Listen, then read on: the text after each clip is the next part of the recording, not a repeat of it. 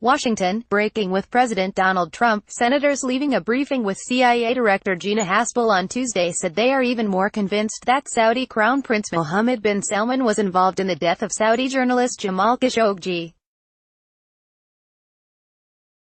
Senate Foreign Relations Committee Chairman Bob Corker, R10, said he believes if the Crown Prince were put on trial, a jury would find him guilty in about 30 minutes. Sen.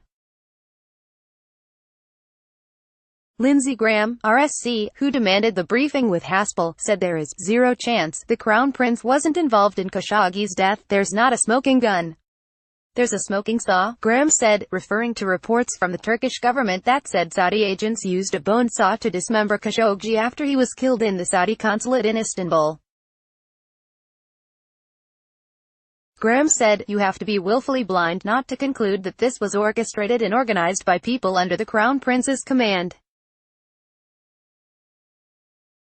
Trump has equivocated over who is to blame for the killing, frustrating senators who are now looking for ways to punish the longtime Middle East ally.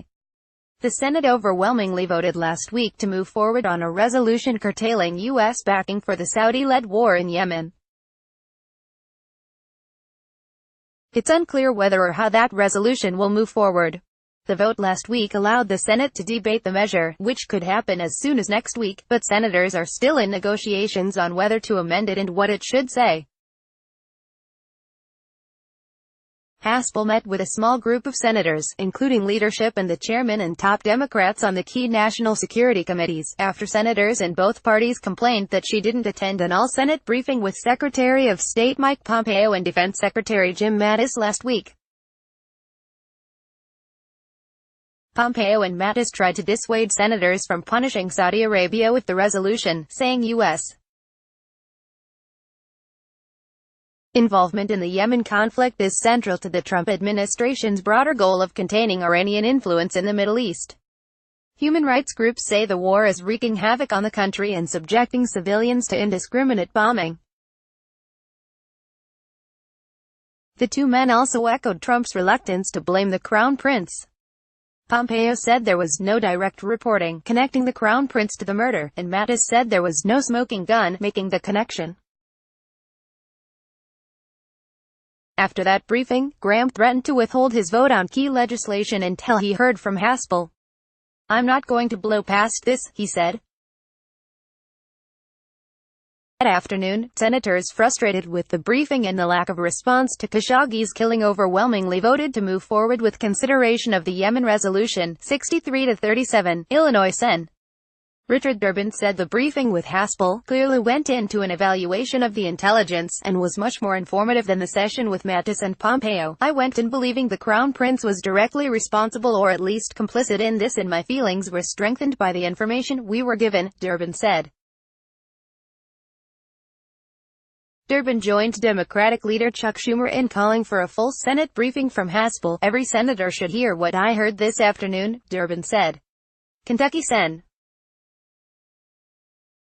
Rand Paul, a critic of Saudi Arabia, said that excluding some lawmakers is the very definition of the deep state, and that he suspected that the Trump administration is attempting to get some lawmakers to switch their votes on the resolution by giving them information. Khashoggi was killed 2 months ago. The journalist, who had lived for a time in the U.S. and wrote for The Washington Post, had been critical of the Saudi regime. He was killed in what U.S. officials have described as an elaborate plot as he visited the consulate for marriage paperwork. U.S. intelligence officials have concluded that the Crown Prince must have at least known of the plot, but Trump has been reluctant to pin the blame. "It could very well be that the Crown Prince had knowledge of this tragic event," Trump said in a lengthy statement November 20. "Maybe he did and maybe he didn't." The president has touted Saudi arms deals worth billions of dollars to the U.S. and recently thanked Saudi Arabia for plunging oil prices. "They have been a great ally in our very important fight against Iran," Trump said in the statement. The United States intends to remain a steadfast partner of Saudi Arabia to ensure the interests of our country, Israel and all other partners in the region, while acknowledging the country's long relationship with Saudi Arabia. Senators have said the murder can't be excused. In a column for the Wall Street Journal on Tuesday, Graham wrote that the killing and other moves by the Saudi regime showed astounding arrogance, entitlement, and disregard for international norms. We are a co-equal branch of government exercising leadership to safeguard the country's long-term interests, values and reputation, wrote Graham, a frequent ally of the President of the Senate. After all, someone's got to do it. Graham said after the briefing that he would push for a non-binding resolution that the Crown Prince was complicit in Khashoggi's murder. Graham and Paul have also said they think Congress should block a pending arms deal with the kingdom. Corker said senators are trying to figure out how to amend the resolution, which directs the president to remove most U.S. armed forces from hostilities affecting Yemen. He said finding a compromise will be difficult because some lawmakers don't want to tie Yemen to the Khashoggi killing.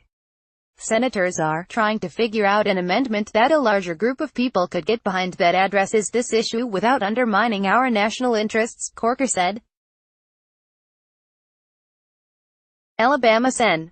Richard Shelby, the chairman of the Senate Appropriations Committee, said after the briefing that somebody should be punished. Now, the question is, how do you separate the Saudi Crown Prince and his group from the nation itself, he said.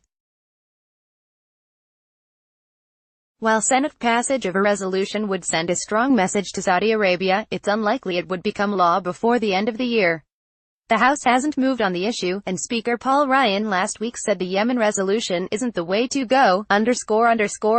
Associated Press writers Kevin Frecking and Padmananda Rama contributed to this report.